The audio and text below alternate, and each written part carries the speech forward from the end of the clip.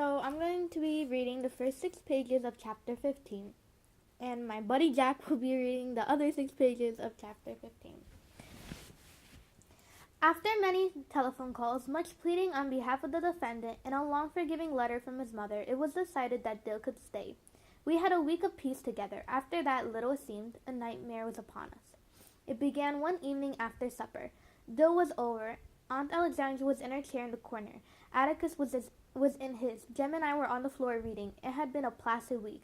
I had minded Auntie. Jem had outgrown the treehouse, but helped Dill and me construct a new rope ladder for it. Dill had hit upon a foolproof plan to make Boo Radley come out at no cost to ourselves. Place a trail of lemon drops from the back door to the front yard, and he'll follow it like an ant.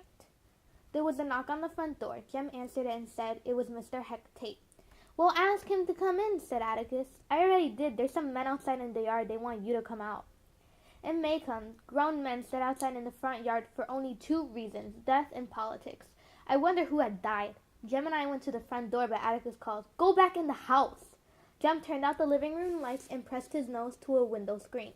Aunt Alexandra protested. "Just for a second, Auntie. Let's see who it is," he said. Bill and I took another window. A crowd of men were standing around Atticus. They all seemed to be talking at once. "Moving him to the county jail tomorrow," Mr. Tate was saying. "I don't look for any trouble, but I can't guarantee there won't be any." "Don't be foolish, Heck," Atticus said. "This is Maycomb." Said I was just uneasy. "Heck, we've got one postponement of this case just to make sure there's nothing to be uneasy about. This is Saturday," Atticus said. "Trial will probably be Monday. You can keep him one night, can't you? I don't think anybody in Maycomb begrudged me a client with times as hard."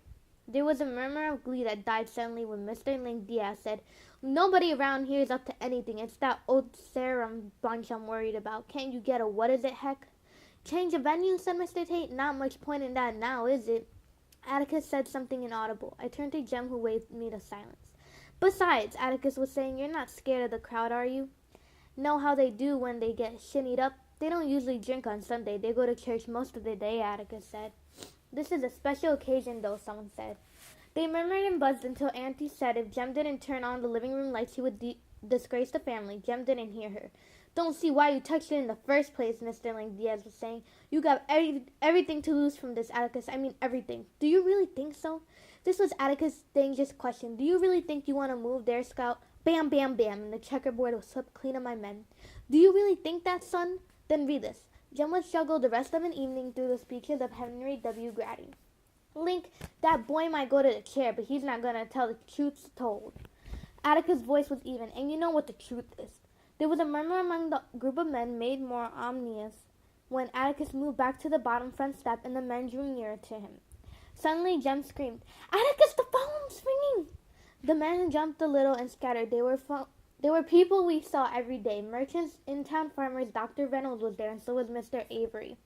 "Well, answer it, son," called Atticus. Laughter broke them up. When Atticus switched on the overhead light in the living room, he found Jem at the window, pale except for the vivid mark of the screen on his nose.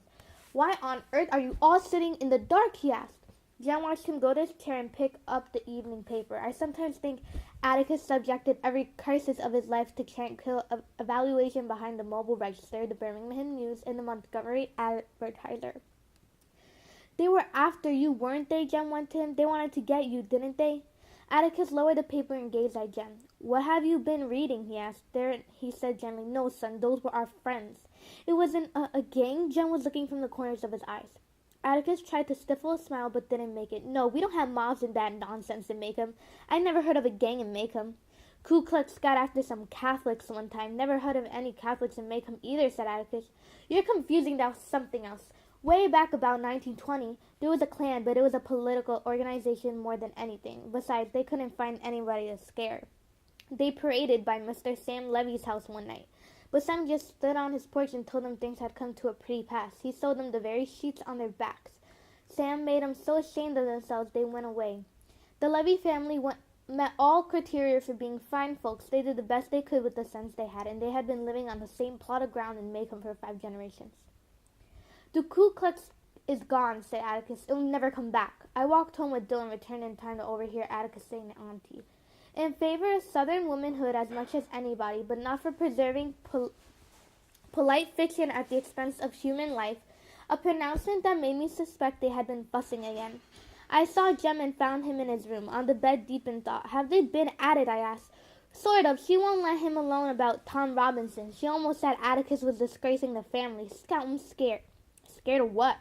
Scared about Atticus. Somebody might hurt him. Jem preferred to remain mysterious. All he would say to my question was, go on and leave him alone.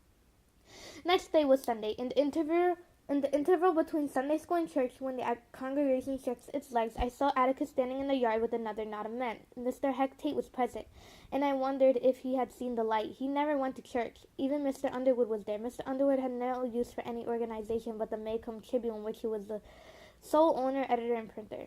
His days are spent at his linotype, where he refreshed himself occasionally from an ever-present gallon jug of cherry wine. He rarely gathered news. People brought it to him. It was said that he made up every edition of the Maycomb Tribune out of his own head and wrote it down on the linotype. This was believable. Something must have been up to haul Mr. Underwood out. I caught Atticus coming in the door, and he said that they'll move Tom Robinson to the Maycomb jail. He also said more to himself than to me, that if they kept him there in the first place, there wouldn't have been any fuss. I watched him take his seat on the third row from the front. I heard him rumble, "Near my God to thee," some notes behind the rest of us. He never saw with Auntie, Jem, and me. He liked to be by himself in church. The fake peace that prevailed on Sunday was made more irritating by Aunt Alexandra's presence. Atticus would flee to his office directly after dinner, where, if we sometimes looked in on him, we would find him sitting down in his swivel chair reading. Aunt Alexandra composed herself for a 2-hour nap and dared us to make any noise in the yard. The neighborhood was resting. Jem in his old age had taken to his room with a stack of football magazines, so Dill and I spent our Sundays creeping around in Deer's pasture. Shooting on Sundays was prohibited, so Dill and I kicked Jem's football around the pasture for a while, which was no fun. Dill asked if I liked to have a poke at Boo Radley. I said I didn't think it would be nice to bother him, and spent the rest of the afternoon filling Dill in on last winter's events. He was considerably impressed. We parted at supper time, and after our meal, Jem and I were settling down to a routine evening when Atticus did something that interested us. He came into the living room carrying a long electrical extension cord. There was a light bulb on the end. "I'm going out for a while," he said. "You folks be in bed when I come back, so I'll say good night now." With that, he put his hat on and went out the door. "He's taking the car," said Jem. Our father had a few peculiarities. One was he never ate desserts. Another was that he liked to walk. As far back as I could remember, there was always a Chevrolet in excellent condition in the car house. Atticus put many miles on it in business trips, but in Maycomb he walked to and from his office 4 times a day, covering about 2 miles. He said his only exercise was walking. In Maycomb, if one went for a walk with no definite purpose in mind, it was correct to believe one's mind incapable of definite purpose. Later on, I bade my aunt and brother good night and was well into a book when I heard Jem rattling around in his room. His go-to-bed noises were so familiar to me, and I knocked on the door. "Why aren't you going to bed?" "I'm going downtown for a while." He was changing his pants. "Why, it's almost 10 o'clock, Jem." He knew it, but he was going anyway. "Then I'm going with you. If you say you know you're not, I'm going anyway. Here." Jem saw that he would have to fight me to keep me home, and I suppose he thought a fight would antagonize Auntie, so he gave in with a little grace. I dressed quickly. We waited until Auntie's light went out, and we walked quietly down the back steps. There was no moon tonight. "Don't I want to come?" I whispered. "So he will," said Jem gloomily. We leaped over the driveway wall cut through Miss Rachel's side yard and went to Dill's window. Jem whistled Bob White. Dill's face appeared at the screen, disappeared, and 5 minutes later he unhooked the screen and crawled out. An old campaigner, he did not speak until we were on the sidewalk. "What's up?" Jem's got the look-arounds, an affliction Calpurnia said all boys caught at his age. "I've just got this feeling," Jem said, "just this feeling."